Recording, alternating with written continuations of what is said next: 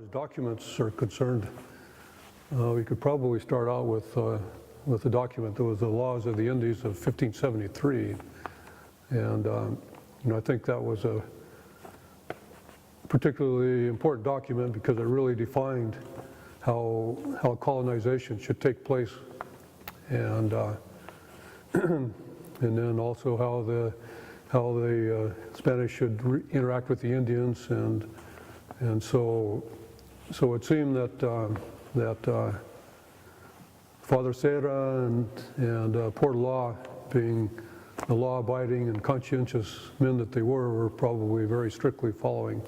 the laws of the Indians.